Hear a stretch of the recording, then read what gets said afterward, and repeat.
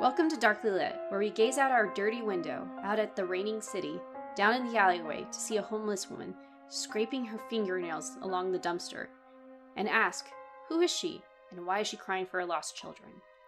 I am your host, Kayla King. I'm joined by my other two wonderful co-hosts, Sade. Hello. Buenas noches. And my other amazing co-host, David. No, I haven't seen your kids. Go away.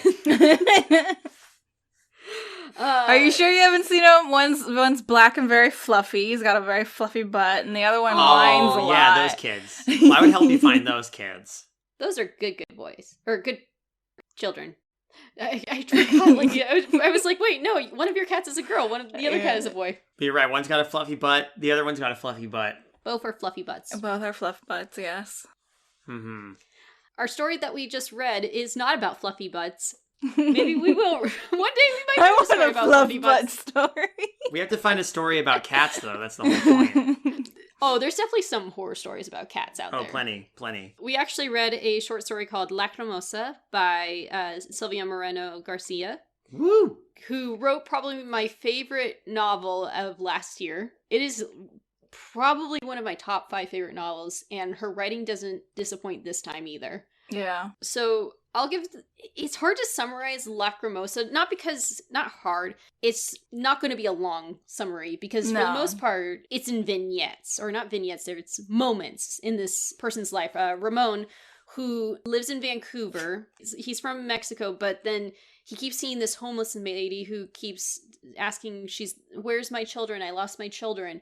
And he can't help but think of La Llorona, something from his childhood, and this makes him think of home, and the fact that he left his mom and his sister, and since he couldn't, at the time when he moved to California, and he was working as a dishwasher, and he couldn't give his family money, so he sent postcards, and this angered his sister, and then afterwards he just kind of lost touch with them when he moved to Vancouver. And during the story, he does try to call him again, and there's no one there, and there's just horrifying images interspersed with him starting to feel afraid of this homeless woman and imagining that she's right outside watching him or chasing after him.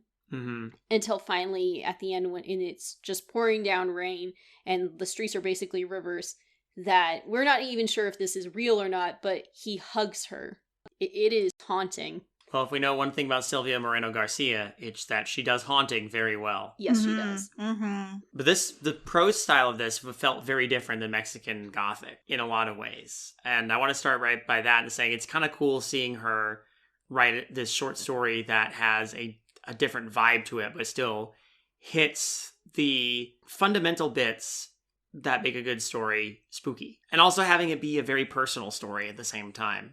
Absolutely. Looking at Silvia Moreno-Garcia's background, she too is born in Mexico, lives in Canada, so I can see the connections there. Yeah. What about you, Sade? What did you think of this story? I really enjoyed it. I knew it was a short story, so I did put it off for a little while, and I was like, okay, no, I gotta read this, because we're gonna talk about it soon. But I wasn't in the mood to read, but like 2 paragraphs in, I was like, oh, I'm interested. And I was like, cool, I want to read. So I love this woman's writing, because I really loved Mexican Gothic, and just so good. So just the atmosphere and the spookies, and just you really feel it. And so you guys know I live in Portland, so the description of Vancouver, it sounded a lot like Portland, especially with the homeless population. So I was like, well, this is hitting all the right places for me. So I love the story. I have thoughts, and I'm excited to talk about it with you guys. Ditto. I actually read this before we finished reading Tender is the Flesh. I know. Yeah, I needed a break from Tender is the Flesh. Funny enough, one of my uncles' name is Ramon. Oh, really? Oh. Yeah. He's the one with the really cool scar. He's blind in one eye. I'll maybe told you guys that story. I'm not going to repeat it here. That's fine. I think you did, though. For me, I just read it today because, like you, I was just like, I'm not in the mood. Oh, wait, I have to read it today. But I kept going. It really was engaging. I was like, more, please. This is great. This is not what I expected, but it's what I wanted. Because I was hoping it wasn't just a typical La Llorona story. Mm-hmm. What I mean by that is those type of stories tend to, usually take place in Mexico or New Mexico or Arizona in this sort of deserty area whenever they incorporate the La Llorona story. Or there's usually a focus on Day of the Dead and such. And it's just nice that it's like, oh, it's taking place in Vancouver, which is a very urban location and is comparing to a homeless population. And yeah, I mean, it's hard to say if Los Angeles has a higher homeless population than Portland. Both of them are pretty prevalently places where the unhoused end up. Yes. I think in Portland, it's a little more on the surface level. Like if you're walking through Portland, especially now after COVID and everything. Whereas like the times that I've visited you guys down there, I don't see it as often or it's as noticeable, but that's just my personal experience of how I think you're right. I think there's certain places where it's more prevalent in Los Angeles County, but they usually tend to hide, like they're under bridges or they're at the edges of the freeway. With Portland, there's no doubt about it. It's right there. Yeah, having only been to Portland just for the first time this year and riding around with y'all on the public, on the Max train. Yeah, the Max. I saw so many tents. I saw so many places where people had just congregated, where the homeless had just congregated, and it was very obvious. And it was interesting to me because there's different signs and different things, but right, Portland feels very different in terms of like, yeah, you're right. They're more on the surface. You do see them kind of out in the open. And I'm not saying that like it's a bad thing either.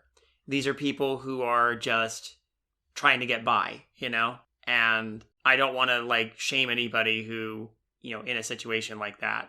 Although I feel like with Vancouver culture, at least from what I'm seeing from Ramon's point of view in the story, I mean, he's absolutely afraid of this homeless woman in general, and it could just be that she's La Llorona, but I feel like it's a bit deeper than that. The way he describes them, or just like the problem of homelessness itself, he describes it in like this like disgusted, almost contempt kind of way. Yeah, which is very cruel. And then like how the first thing he says like is just ignore them. Like that's how you deal with it. You just ignore it. Which for a lot of people who live in these urban areas who just don't acknowledge the issue, but like the fear that he has for this one woman in particular, and we then see is more specifically tied to like what he is reminded of through her. Exactly. Yeah, it is interesting because it's like this is someone who did come from nothing and was in a difficult situation, and is now just like you said, he is now disgusted by them. He's uncomfortable by them, and it's just what a shift in. There is a line where he kind of describes of like how the past Ramon, like the Ramon of where he came from, has like kind of shedded away or molted away over the years. So it's like kind of like he's distanced himself from coming from such a low place before, like where his family struggled, and they all like crowded into like one bedroom where like my family and I, like me, my mom, my brother, when we were growing up, we shared an apartment with both of my aunts. And so one aunt slept in the living room, my other aunt and her two kids slept in one room, and then me, my mom, and brother all shared another bedroom. So like I think it was kind of this like, oh, I came from this low upbringing, and then he has distanced himself so far from it that when he sees this like homeless population that reminds him of just like that childhood trauma almost, he's disgusted by it. He doesn't want to acknowledge it. He just wants to keep walking and ignore it. So I don't know. This was all like super relatable in different ways. And it does come from a very personal place, at least from the character's perspective, because he is equating the squalor that he sees, as he would put it, the contempt for his own past. And he sees himself having distanced himself from that. The fear kind of manifests in like seeing that past come back to haunt him. So what this homeless woman comes to represent, whether she is the Llorona or not, is what he left behind and what is trying to catch up with him. Another thing that, as a result of that, he left behind is his family, because there's a point where he says, I have not spoken to them in years. And then when he finally calls that number that he had, there's no one answers. It's disconnected. Yes, it's like he left he left his family behind. He has no connection to them anymore, no way of reaching them. But the thing that he couldn't leave behind is the guilt from that, the regrets of that. And this homeless woman, this Llorona, represents the guilt, which is in itself, you go back to the old legends of La Llorona, she herself is a spirit of guilt. Mm-hmm. She haunts the world because she drowned her children, and the guilt is what keeps her tied to this earth as she seeks them. Should we probably mention who La Llorona is? Because there might be listeners out there who maybe they've never heard of the legend. I'd be surprised, but it could be possible. Well, I could go into it if you wanted. Sure. Go for it. Go for it. Especially since you wrote a 1 hour long podcast episode about La Llorona. Yeah, but I had a lot of help from present company writing it too. Yes. That's the main thing. So, La Llorona, the legend typically goes that is, and there's lots of variations of it, which is the thing. There's so many versions of it depending on where you go. But the basic version of it is that La Llorona is a spirit of a woman who, either in a jealous rage or in a bid to win the affections of a man, drowned her children in a river. And as a result, her soul cannot pass on until she finds the souls of her children again. And whether that's through guilt or through her own guilt or through punishment from heaven or something like that, the spirit wanders the earth crying, seeking her children and hoping to find them again. And many people, especially in the Southwest or in Mexico, hear stories about, oh, don't go out at night by yourself, or La Llorona will get you. She'll mistake you for her children and she'll drag you into the river. And a lot of people think it's a cautionary tale to keep children from playing near like waterways or going out at night. She's basically a cautionary tale in itself. But there's all kinds of versions of the legend, and she's always treated as this figure that is to be feared, but also kind of pitied in a strange way. I mean, she represents a lot. There's a lot wrapped into that legend. Some people think that the legend goes all the way back to when the Spanish first came and were, trying to conquer the Aztecs. And some trace La Llorona's origins back to the wife of Cortez, La Malinche, who supposedly drowned her own children, the children she'd had with Cortez, as sort of a big middle finger to him for destroying her people. It's really wrapped up in a lot of stuff, and it's so fun to explore the symbolism of that. And I think that's what the important thing is to take away with this story is La Llorona, ultimately, what she symbolizes in this story. Absolutely. Another thing, too, is I had to look up the title because, I mean, Lacrimosa isn't exactly a word that we use in everyday language. Well, especially not us, because we're white as fuck. So. Well, Lacrimosa is not even Spanish. It's not? It's not. I actually looked it up. It's Latin. So, Lacrimosa is Latin for weeping, is also the name that derives from Mother Mary or Our Lady of Sorrows. Oh. But what it's most famous for is Mozart's Requiem. Lacrimosa is actually a part of that, and I'm not going to read the whole lines that are said in there that are in Latin, but what they mean is, sorrowful day when rising from the dust, guilty man to be judged. God have mercy, compassionate Lord Jesus, grant them peace. Amen.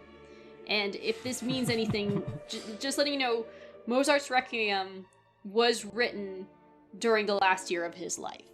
Oh. If that means anything too. So interesting. Add that little bit of eeriness there. Do you think future David could put a recording of that in the background, just as we're talking? If you want to, I think. Ooh, that would be cool.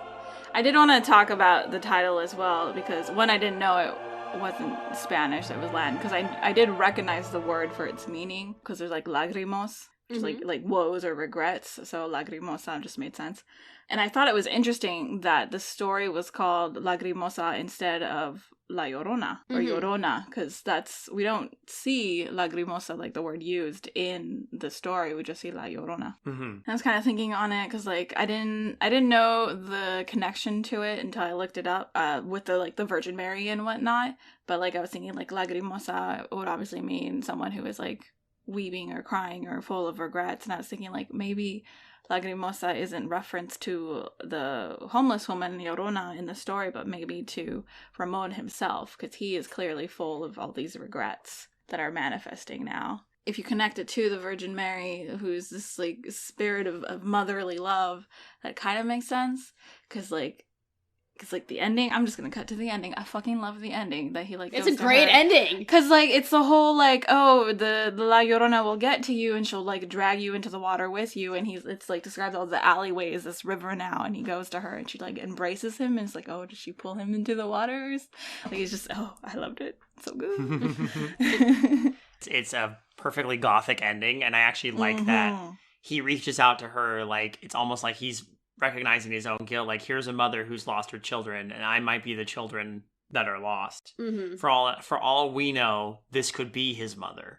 Yeah, he's like so desperate for that comfort that he will take it where he can find it, and also like he's like surrendering to that sadness and his woes and whatnot. Because that's the one happy memory that he keeps bringing up is being in his mother's arms and his mother combing his hair or petting his head. Exactly. And it's interesting because that is tied with the idea that when stories were told to him about the Llorona, it scared him and he sought comfort there. He sought comfort in his mother. And now he's trying to be the one to provide comfort in a strange way, but he's also seeking it. And it's so good. It's good. It's good. It was a wonderful little short story. I'm very thrilled by it. Like, very good story. It also has some great imagery. First of all, Vancouver is actually a pretty good setting because, for those who don't know, Vancouver is very close to Seattle, and it rains so much there. I've been there a few times, and it has a very similar weather climate to Seattle. So when he says alleyways that are basically rivers, I believe it. There's possibly a good chance that there are alleyways that have turned into rivers because of how much it rains there. But there's parts in it where you're not sure if it's a nightmare, because there is one description that's very horrific where he wakes up, oh my goodness, I'm trying to look for it now. Is it the nightmare, like the nightmare he has? Yeah. Where his apartment is like flooding? And the homeless woman is in his bed. Yeah, I have it right here. Gnarled long fingers with filthy nails caked with dirt, the smells of mud, putrid garbage, and mold hit him hard. He looks at his mother, and her hair is tangled of gray. Her yellow smile paints the dark. We're to assume that's a nightmare, but then it's some of the things he describes or hears starts to blend with his reality. So we're not even sure if is he actually hugging the homeless woman at the end, or is that another nightmare or dream he's having? Like, what is real, what is not? And does it matter? Yeah, it becomes really symbolic at that point. I'm so glad we've read this. It was a good find, Kayla. Thank you for finding this. The strange part is how I came across it was, I knew I wanted to take a break from a long story or a book, and I was like, okay, let's do a short story, something that is easily able to read and anyone can access it. So I looked up top horror short stories, just Google simply, and one of the first things is Oprah's favorite horror stories. What? No joke. This is like on the Oprah's book club thing or whatever, and I'm like, okay, I gotta see this. So I clicked it, and this was number 1. Or it was at the top. And I was just like, wait, she wrote a horror story about La Llorona? And I had read the summary, I'm like, it has to be this one. I'd be insane not to choose this one for our next read. Mm-hmm. I mean, I had high expectations just because I really did enjoy Mexican Gothic. It exceeded expectations, and there's some other books she has written, like Velvet is the Night or Gods of Jade and Shadow, and I remember reading about the idea of Gods and Jade and Shadow, and that's one I want to read for sure. Oh yeah, it sounds so cool. They're not horror novels. They don't have to be. Well, I'm not saying they don't have to be, but they're not books we're going to read for darkly lit. But they're definitely books I do plan to read. Same. For the future. I love her writing so much.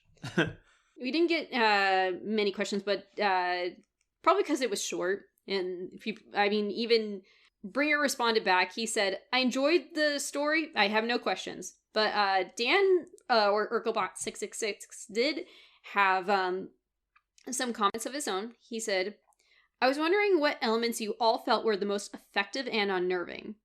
I found myself, of course, spooked by the old homeless woman in the La Llorona implications/connections, but what got at me more was the humanity of it all. I could relate a lot to Ramon and his desire to pull away from the things/people he didn't care to hold on to about his old life, and that made me uncomfortable. I think modern society subconsciously pushes this self-made man thing that a lot of us fall into, but maybe that can lead to an overly ego-driven mindset. Also, how did you see the mother in terms of comparison to La Llorona? Has she simply, due to circumstances, drowned Ramon's sister? The story raises a lot of interesting points and questions about family and responsibility in a short amount of time. Great read. I didn't even think about that. The idea that metaphorically Ramon's sister was kind of left to drown. Oh, yeah, because... taking care of their mother. Mm-hmm. Wow. Because Carmen actually does get angry at him for just sending postcards, and she's just saying, you... Why does he get to leave and she has to stay behind to take care of their mother? Exactly. I didn't even think about that. I mean, I did. Maybe at the time I was reading it, but it's... Damn, Dan. See, this is why I love when readers actually give us responses, or listeners give their thoughts, because there's things that we don't think about. I mean, I want to stress again, this is a book club podcast, and it's not just the three of us. Y'all are part of this too. So if you want to be part of the discussion, we encourage you to contact us and send us these things.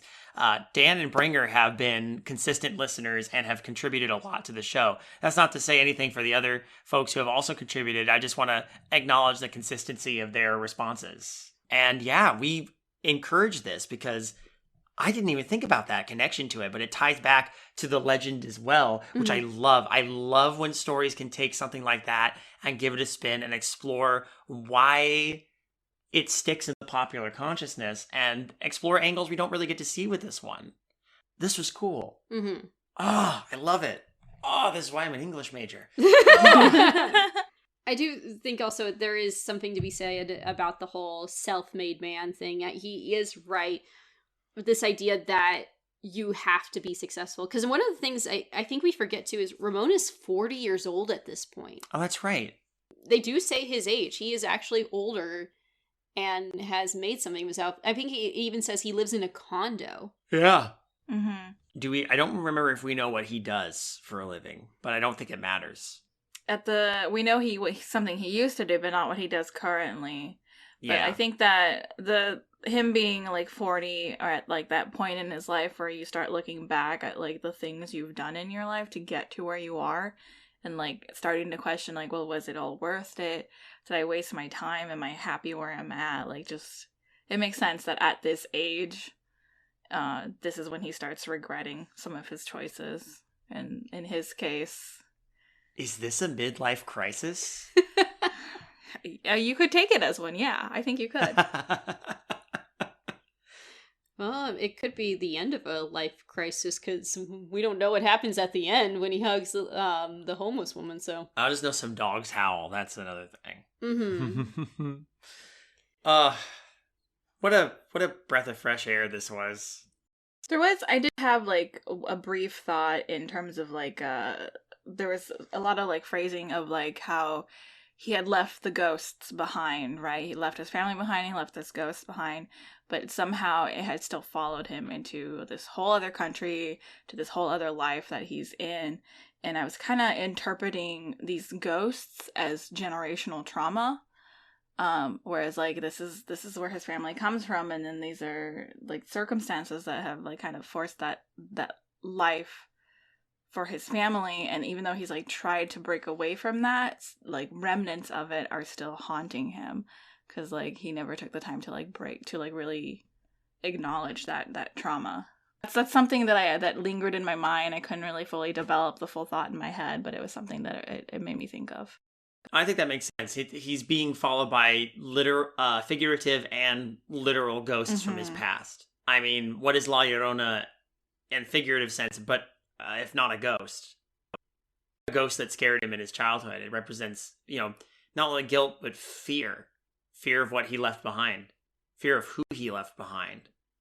Another thing that I found kind of strange too is, okay, so Ramon is about 40 years old, and we know he works, but he lives by himself. So we don't even know if he's been married or if he has children, and he's not referring to them or talking about them in any way. So, and I'm assuming if he's living by himself, he's either divorced or is never been married. So what if he's so determined to be a self-made man that he wants exactly the opposite of what he had before? So he lives by himself in a very spacious place. He avoids family. And that's possible. I feel like those, if there was like the added details of like, oh, he had a family, or oh, he's divorced now, I think that would have clouded the story a bit. Mm-hmm. It's a really tightly wound story, tightly woven. It's story. very concise in like what it's trying to tell, and it doesn't have any extra details that otherwise like distract from it. Yeah. Yes. No, I don't think it's needed. It was just something I thought because of his age and his background, especially coming from a background where family is so important. The idea, there is that encouragement to get married and have kids from what I've seen of Mexican cultures and Mexican families. And then for him to only, in terms of family, think of his sister and mother and not any immediate ones like kids or anything. That's just that is just an interesting thing that I noticed. That's all.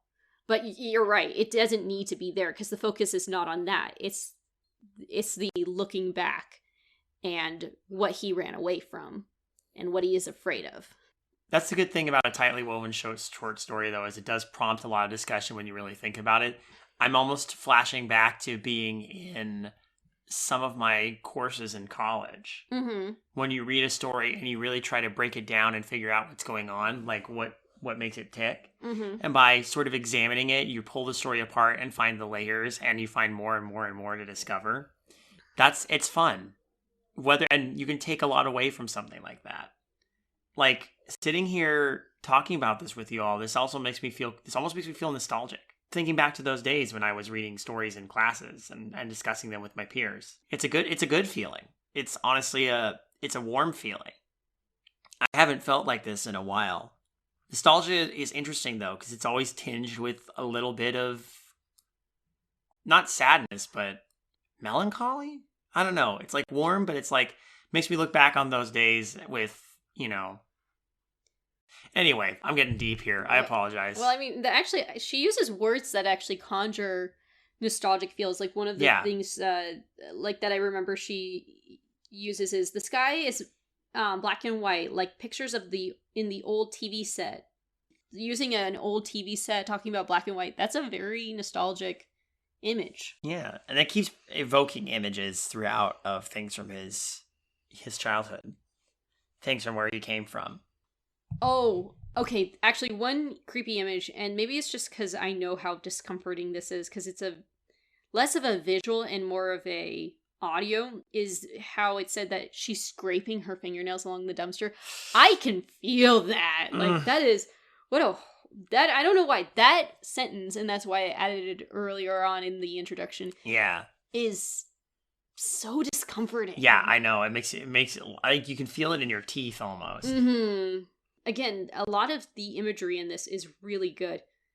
What do you think the dogs howling? Because he keeps mentioning dogs quite a bit. And I get the idea that the dogs are supposed to howl when La Llorona was near. Oh, is that actually a part of the La Llorona story? That's the thing that gets brought up. It's definitely one of the ways that it could be painted, and it's brought up in this story, like saying he says that dogs were supposed to howl when La Llorona was near. So if you heard dogs howling at night, that was supposed to be like a herald of her approach.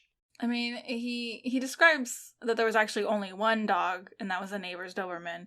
But like, I think in hearing all these dogs, he was kind of mentally taking himself back to his time in Mexico when he would hear the dogs, because there are a lot of stray dogs in Mexico.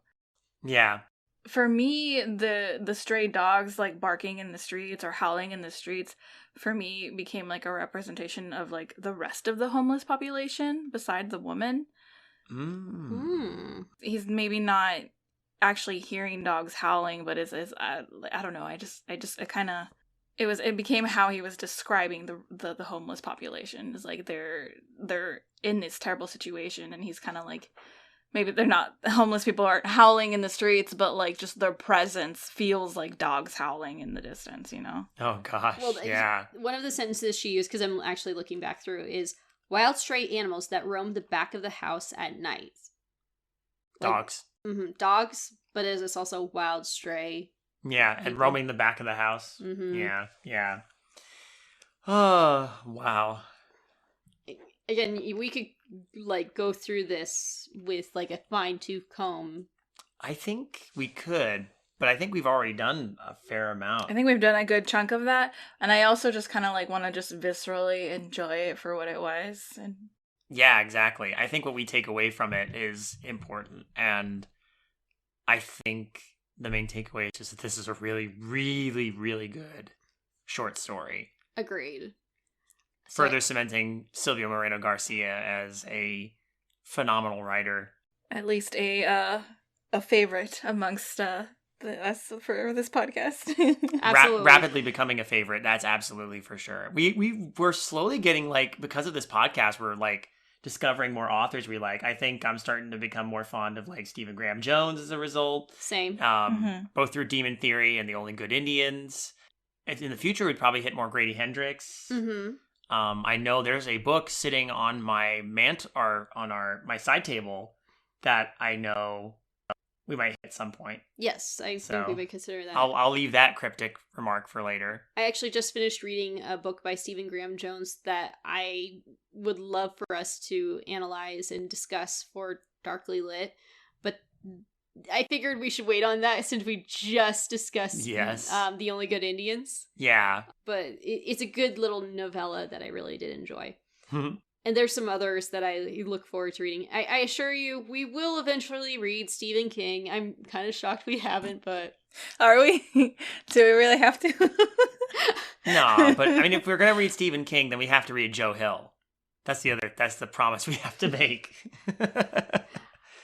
If we're going to read Stephen King, I think it's going to have to be one of his shorts novels, because boy howdy. Exactly. I mean, we could always grab one of his short story collections. No, we're going to devote an entire year to reading it. No! Why would you do that? Well, with that horrific thought in mind, hey, if people want to join the discussion, actually, what are we going to read next? Oh, since we're talking about taking a long time to read stuff. So, we had been discussing reading this book for quite a while, but it is a very long book. So, we had to decide, how are we going to handle reading this? Because we really do want to read this one book, but we weren't sure how to handle this. So, we decided we're going to split this book up into 4 parts. So, this month we'll read a certain portion of the book, and then the next month we'll read a short story or novella, and then go back to the book. The next book we will be reading is Imaginary Friend by Stephen Chbosky. It's very long, but I've heard nothing but good things about it. I've just heard that it's very spooky, and I want to be spooked. I've heard nothing but good things too. Again, we've spent this year basically saying, we need to read this. How are we going to read it? So we decided for January, we're going to read up to part 4. So we're going to read through parts 1 through 3, which is chapters 1 to 33. Yes. So for those who chose to get the audiobook, you read all the way to chapter 33. Stopping at 34. Stopping at 34. Do not read chapter 34. These are your instructions. Listen carefully. We'll make sure to list that too in the show notes. That way people can refer back to that. Absolutely. So that way you get, everyone can know, it's like, okay, how much are we supposed to read this time? And like I said before, just so it doesn't encompass so much of the first part of this year, we will intersperse it with a short story or novella in February. We'll let you know what that is next month. Mm-hmm. If you like what you hear, check out other podcasts on the Creative Horror Network at creativehorror.com. Or you could check us out on YouTube. Just search Creative Horror and you'll find us. So, kind of surprised we got on the ground floor with that name. mm-hmm. Generally speaking, we're one of the first things you find. Yeah, I know. That's great. You're welcome. Sorry. You're welcome. Thank you. Thank you. Thank you. Also, stay tuned for more information. Very soon, we will be doing a live stream for December, and we will be reading ghost stories, I believe. We're still working out the details, but stay tuned to Creative Horror's Twitter and all the other podcasts, and we'll have more information about that very soon. Victorian ghost stories for the win. Woo! Woohoo!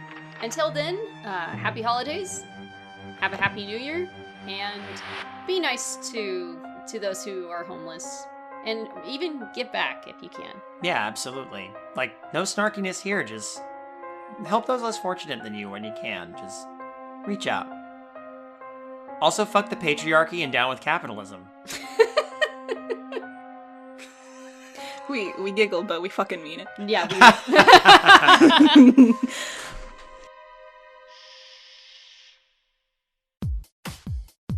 Good evening, intrepid listeners. This is the Pasta Shade, the host of Midnight Marinara, and this podcast is part of CreativeHorror.com, a network of podcasts and creators working together to build a constructive community of horror fans. For more content like this, visit us at CreativeHorror.com.